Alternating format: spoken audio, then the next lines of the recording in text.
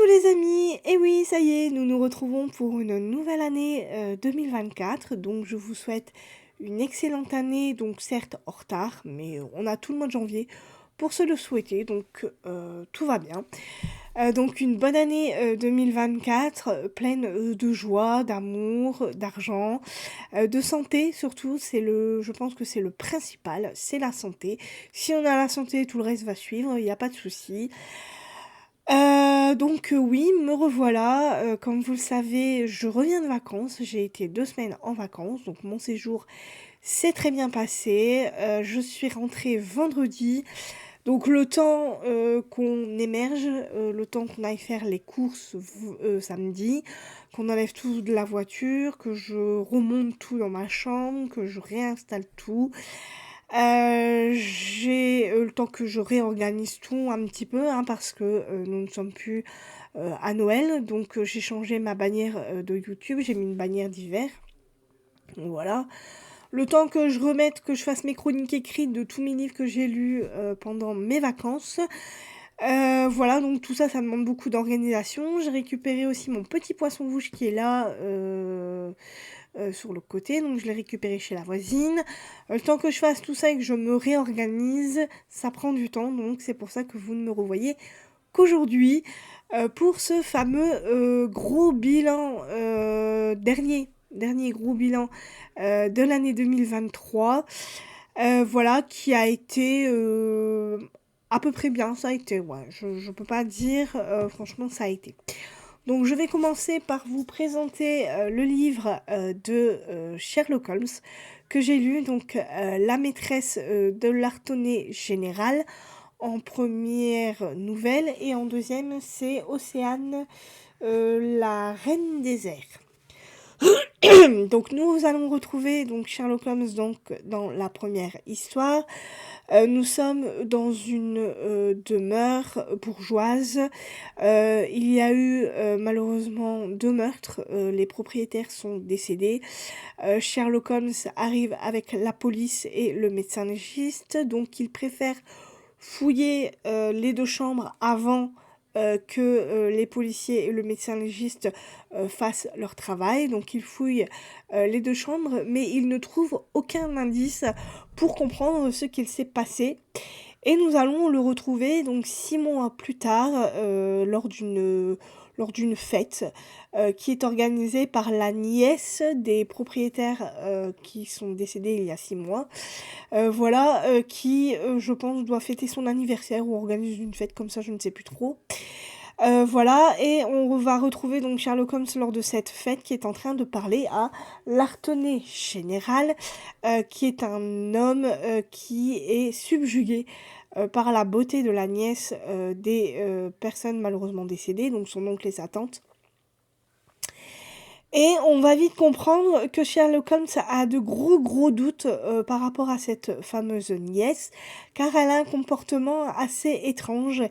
Et donc du coup, il va essayer de tout faire pour comprendre ce qui a bien pu se passer et comment a été commis ce fameux meurtre et qui l'a commis. Est-ce que c'est cette fameuse nièce ou est-ce qu'elle a demandé l'aide de quelqu'un, ou est-ce qu'il y a des complices dans cette affaire? Enfin, c'est toute une belle histoire. J'ai bien aimé cette histoire. Et dans la deuxième, donc on est, donc le titre, hein, Océane, la reine des airs. Alors pourquoi la reine des airs? Tout simplement parce que à Londres en ce moment il y a un cirque. Et dans ce cirque, on ne parle que de Océane, cette fameuse Océane qui est, comment dire, une jeune femme qui prépare son numéro. Son numéro, en fait, donc elle s'élance dans les airs grâce à une boîte où il y a des ressorts au-dessus, enfin sur le sommet de cette boîte, il y a des ressorts. Et en fait, c'est son complice, si on peut dire ça comme ça, son complice qui tourne une manivelle pour justement faire rentrer les ressorts. Et à un moment donné, donc les ressorts vont s'activer et Océane va s'élancer dans les airs. Elle va tout simplement aller en direction d'un trapèze et voilà, et son numéro sera terminé et ça met un immense succès pour ce cirque. Le directeur du cirque est étonnamment très satisfait de cette performance. Et en fait, ce qu'il se passe, c'est qu'un jour, malheureusement, il va y avoir un accident. Cette chère Océane va manquer enfin non, elle va pas manquer le trapèze. Elle va réussir à se rattraper au trapèze, mais le trapèze, lui, va s'effondrer et malheureusement, Océane va atterrir par terre. Elle va mourir sur le coup. Et là, on va se rendre compte qu'il y a une supercherie par rapport à ce couple, à cette Océane et son fidèle homme de main, si on peut appeler ça comme ça, ou son complice. Voilà, on se rend compte qu'il y a une supercherie, c'est Sherlock Holmes qui va vite s'en rendre compte. Le complice d'Océane va lui raconter une histoire assez peu commune, mais Sherlock Holmes va vite se rendre compte que tout n'est pas forcément clair dans toute cette histoire. Et donc nous, on va suivre tout ça, on va suivre les investigations de Sherlock Holmes. Ça a été aussi une très bonne histoire, j'ai beaucoup aimé ces deux petites nouvelles qui sont évidemment faites par un auteur inconnu. Alors ce n'est plus Arthur Conan Doyle, c'est un auteur inconnu avec comme dessinateur, alors je l'ai, le dessinateur c'est... les illustrations sont faites par Alfred Roloff, voilà, et je vais vous en faire voir quelques-unes. Alors, si j'en trouve...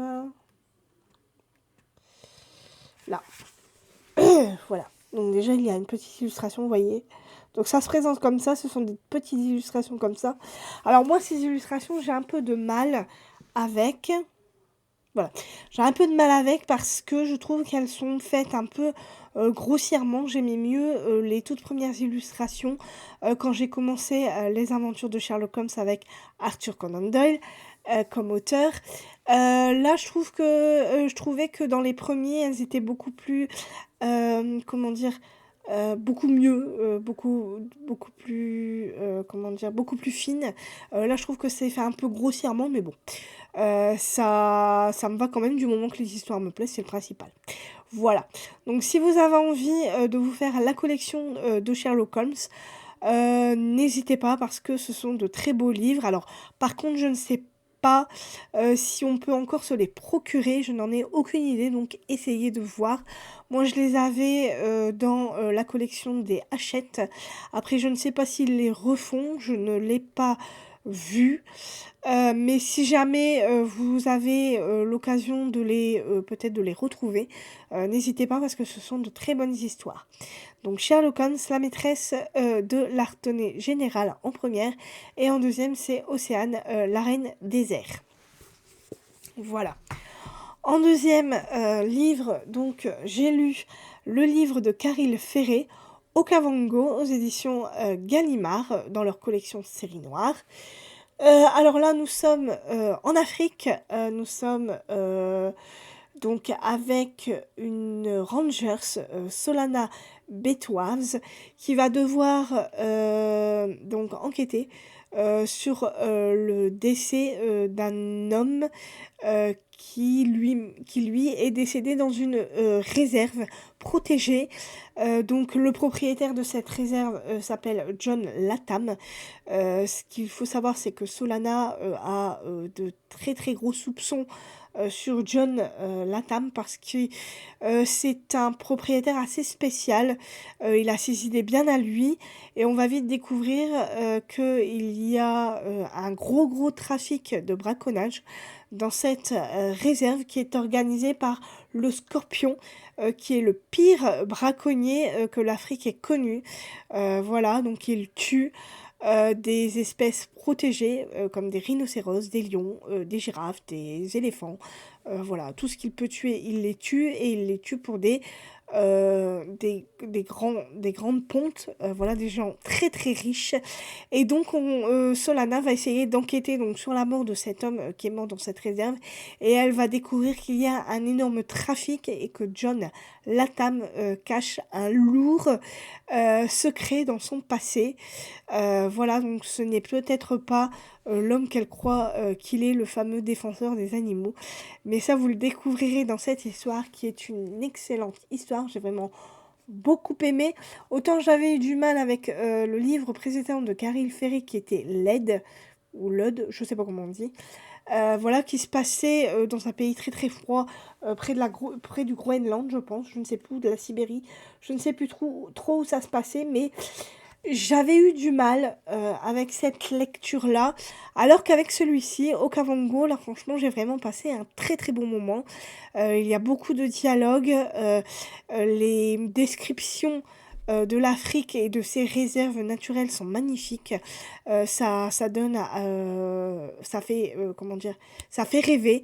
On a notre imagination qui déborde avec ces animaux majestueux comme les lions, comme les girafes, comme les éléphants. Tous ces animaux qui sont malheureusement en voie d'extinction et qui se font braconner, tout ça pour leur défense, pour leurs crocs, pour leurs griffes, pour tout ce que vous pouvez imaginer. C'est vraiment une catastrophe écologique, mais Caril Ferré en parle vraiment très très bien. Et voilà, et donc on est en pleine Afrique, en pleine savane africaine, près de l'Okavango, qui est un fleuve qui traverse la réserve naturelle de John Latham.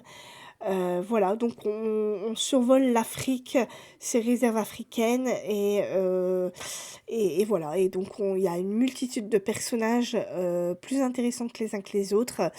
Cette histoire de braconnage est passionnante parce que on se rend bien compte que ces hommes qui essayent de défendre ces animaux n'y arrivent pas parce que il y a tellement de braconnage, tellement ils font tout pour protéger ces animaux, et on sent bien que la tâche est immense parce que malheureusement, des fois, il y a des couacs, et là, on va vite se rendre compte de l'ampleur que ça peut donner dans cette histoire. Voilà. Donc, si vous avez envie de lire un très bon livre qui nous parle de braconnage, alors par contre, si vous êtes contre la maltraitance envers les animaux, ne lisez pas ce livre parce qu'il y a beaucoup comment dire, d'animaux morts, hein, malheureusement, dans ce livre, ce qui est logique vu qu'ils sont braconnés. Donc, il faut bien que l'auteur nous en parle et nous décrive comment est-ce qu'ils sont malheureusement tués. C'est malheureux à dire, mais c'est la pure réalité des choses. Voilà. Donc il nous décrit des scènes assez catastrophiques, mais d'un autre côté, je trouve que c'est c'est intéressant de se rendre compte de ce que ça peut voilà, de ce que ça peut donner, et ça peut aussi faire réfléchir et peut-être donner des vocations. Voilà, s'il y a des gens qui veulent peut-être sauver les animaux sauvages, ça peut peut-être donner de futures vocations pour créer des réserves naturelles, pour sauver ces magnifiques animaux qui malheureusement sont en voie d'extinction. Donc Caril Ferré, Okavango, aux éditions Gallimard dans leur collection Série Noire.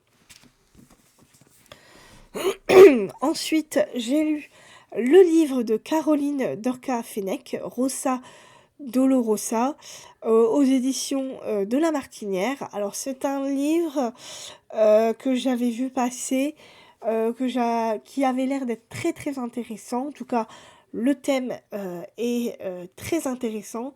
En fait, nous sommes avec deux personnes, donc Rosa et son fils Lino, qui sont... alors, il n'y a pas de papa. Le papa est parti. Voilà, donc ils sont tous les deux tout seuls depuis des années, depuis presque la naissance de Lino. Et tous les deux ont un restaurant dans le Vieux-Nice, et leur rêve, ce serait d'avoir un hôtel 3 étoiles. Donc ils ont trouvé l'endroit et ils voudraient dans cet hôtel mettre à l'accueil de l'hôtel un immense aquarium fait de méduses. Donc ça serait leur rêve. Ils ont trouvé l'hôtel, ils l'ont acheté, ils n'ont plus que les travaux à faire, mais ça va demander beaucoup de temps. Voilà, et en fait, ce qui va se passer, c'est qu'un jour, la police va débarquer dans le petit restaurant de Rosa et ils vont tout simplement demander donc à Lino de les suivre.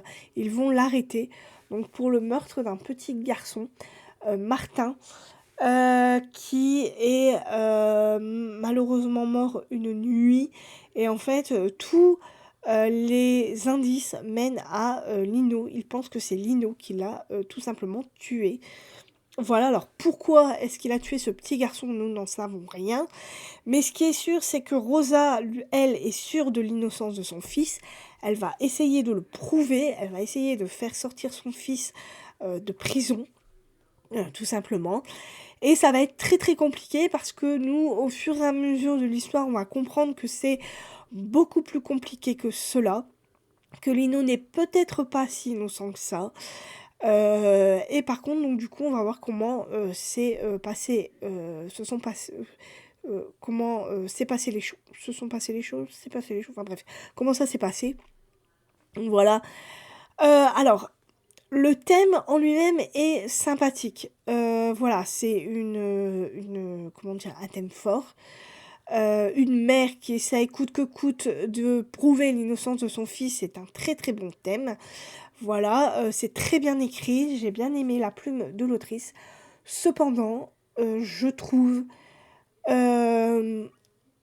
qu'il n'y a pas assez de profondeur dans cette histoire. Elle survole le sujet. Voilà, comment dire, j'aurais aimé qu'on soit avec le policier. Voilà, j'aurais aimé qu'on soit dans la salle d'interrogatoire en train d'interroger Lino, qu'on ait sa version à lui, qu'on essaye de comprendre ce qui a bien pu se passer, s'il s'est passé quelque chose ou pas. Alors on connaît les faits, mais je trouve que l'autrice ne va pas assez en profondeur.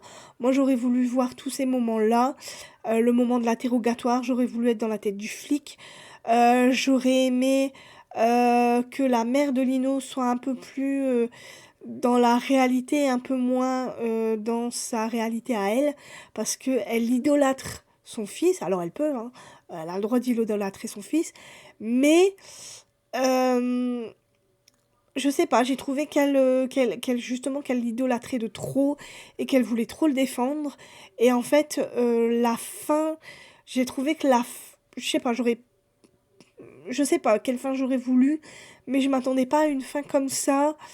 Et je sais pas, c'était pas vraiment la fin que j'attendais non plus. Alors ce livre est très très court, voilà, peut-être trop court.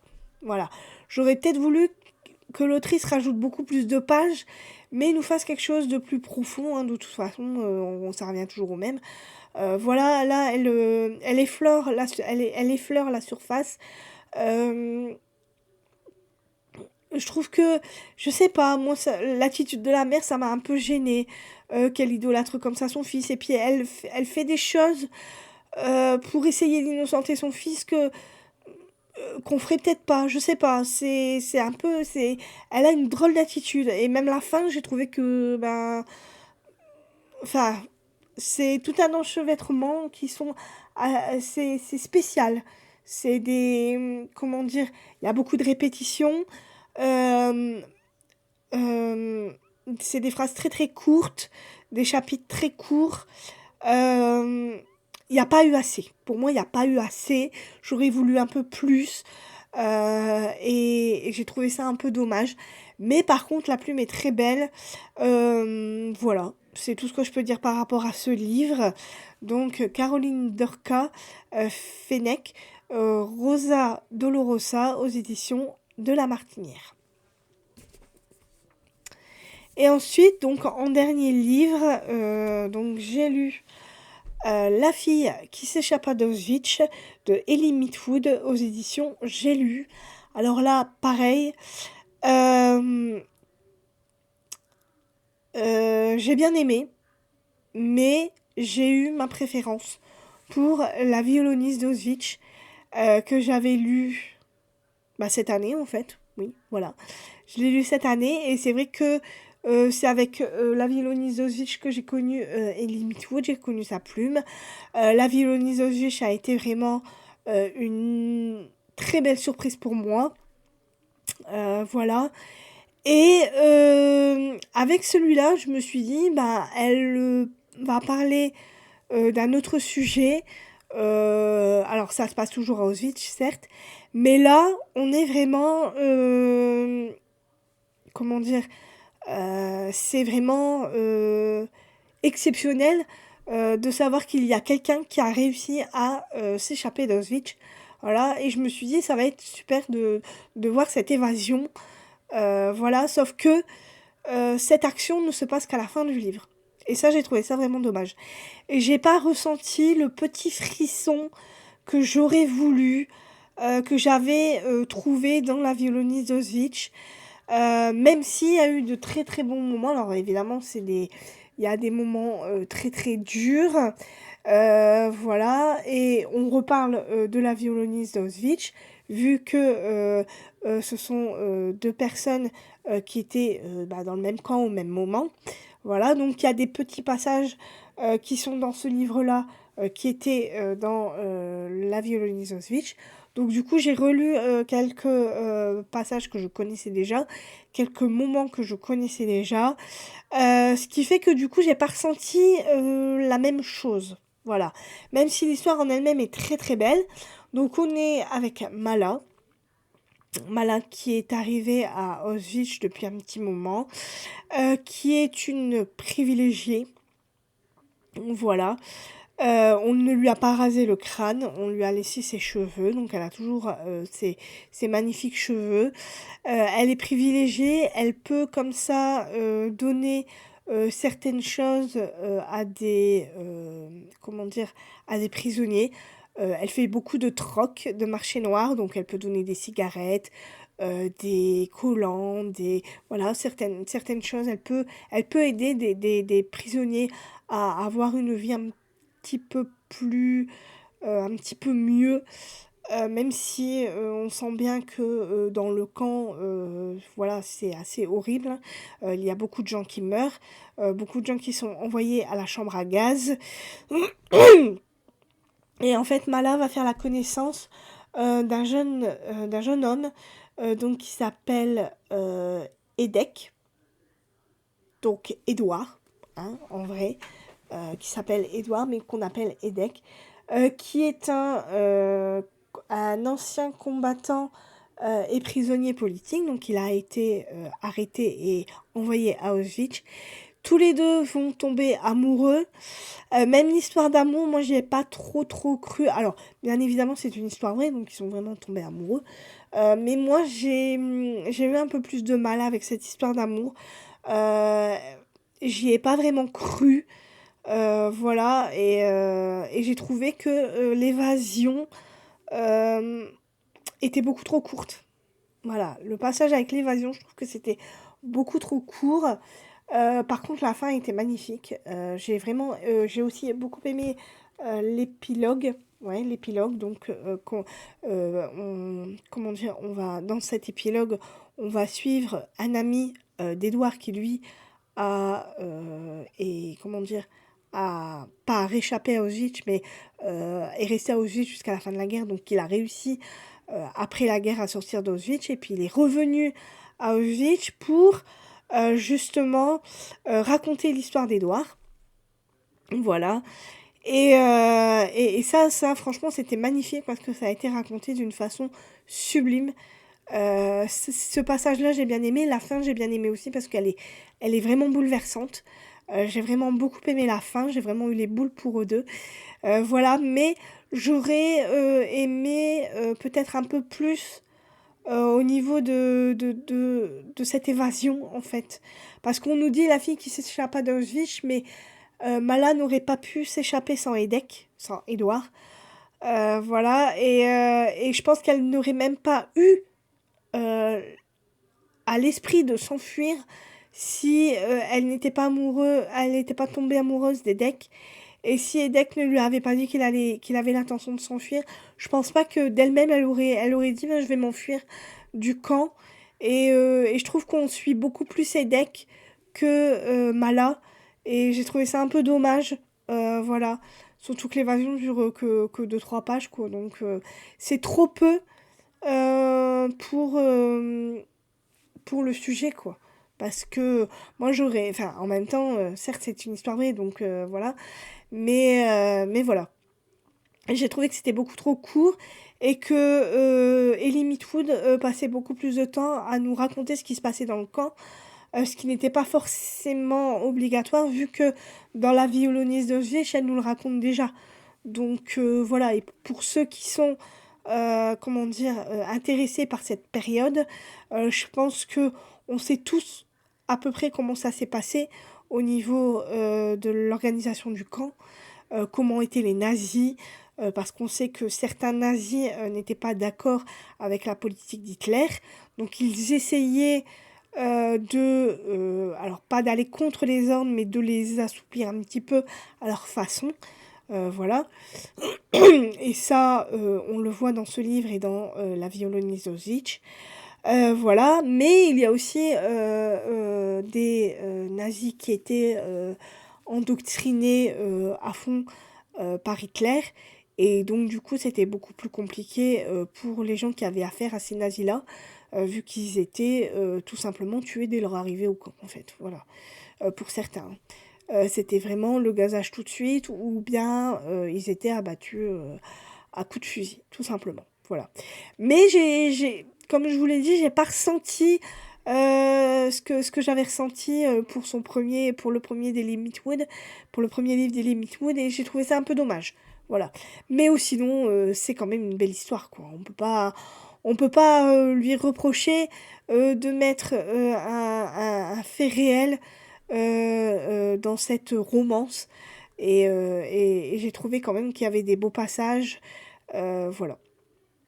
Mais j'ai regretté qu'elle ne mette pas plus de choses au niveau de cette fameuse évasion.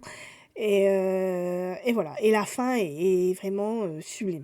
Elle pourrait nous arracher une lame. Alors moi j'ai pas pleuré, mais j'ai vraiment eu les boules parce que parce qu'elle le raconte très très bien et l'épilogue était magnifique à lire. Voilà. Donc si vous avez envie de lire quelque chose, enfin une histoire sur ce qui s'est passé à Auschwitz, eh ben écoutez, n'hésitez pas, mais moi j'ai préféré La violoniste d'Auschwitz. Je trouve que elle y met beaucoup plus d'émotion. Beaucoup, il y a, je sais pas, moi il s'est passé quelque chose avec ce livre-là, plutôt qu'avec celui-là.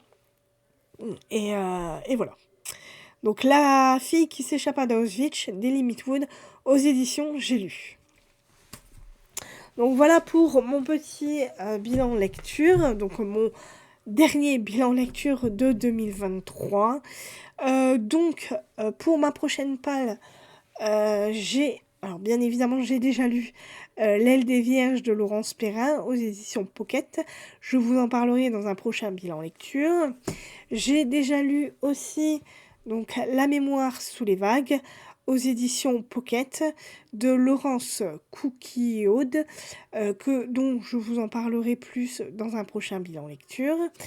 Je suis en train de lire actuellement le tome 5 de Lucinda Riley, sa saga des 7 sœurs, la sœur de la lune, aux éditions Le Livre de Poche. Donc je suis pratiquement à la fin, je l'ai bientôt terminé.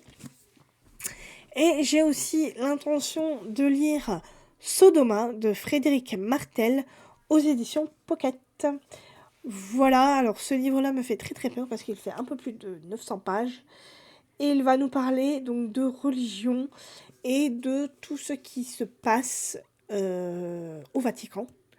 Voilà, cette communauté, comment dire, ces prêtres qui vivent au Vatican et qui sont homosexuels. Voilà, il va parler beaucoup d'homosexualité, de l'homosexualité dans les murs du Vatican. Et donc on va voir ce que ça donne. Donc ce livre me fait très très peur parce que ça parle beaucoup de religion, que c'est un essai et voilà, et c'est un peu controversé, mais bon. J'ai envie de voir ce que ça peut donner. Donc voilà. Donc voilà pour mes prochaines lectures. Donc j'espère qu'elles vous plaisent, qu'elles vous donnent envie, voilà, sûrement de les lire. Écoutez, moi je vais, vous retrouver donc la semaine prochaine, parce que j'ai l'intention de vous faire mon bilan de l'année 2023 que je n'ai pas encore fait. Donc dans ce bilan 2023, vous aurez donc le nombre de livres que j'ai lus en 2023, donc mes sagas qui sont en cours, mes sagas que j'ai lus cette année, et puis vous aurez donc tous mes objectifs 2024. Alors je n'ai pas beaucoup, mais j'en ai quelques-unes, dont je vous parlerai tout ça, de tout ça la semaine prochaine, parce qu'il faut que je prépare, tout ça, dans le calme. Voilà, j'ai aussi l'intention, de vous faire, une vidéo book haul, parce que je me suis acheté, pas mal de livres avant de partir en vacances, que je me suis acheté des livres quand j'ai été en vacances. J'ai reçu des livres pour Noël, donc je n'en ai reçu que 2, donc je vais vous les mettre dedans, hein. Je me suis acheté un livre quand je suis revenue de vacances. Donc voilà pour, ça sera mon book haul, mais ça sera encore la semaine d'après. Je vais essayer de vous faire une vidéo chaque semaine pour le moment. Voilà, et puis vous aurez, mon prochain bilan, quand j'aurai lu tous mes livres. Donc voilà pour cette vidéo. Donc j'espère que tout cela vous aura plu, que vous êtes contents, de me retrouver. En tout cas, moi je suis très contente de vous avoir fait cette, vidéo. J'espère que pour vous tout va bien, que, la reprise n'a pas été trop compliquée. Voilà, donc bah, écoutez, très bonne semaine à vous. Je vous souhaite de très bonnes lectures et encore une fois, je vous souhaite une très bonne année, 2024, qu'elle vous apporte, hem, plein de choses et de très bonnes, lectures. Voilà. Donc je vous dis donc à plus tard, pour, cette fois-ci, ça sera pour mon gros bilan de 2023 avec mes objectifs 2024. Bye bye.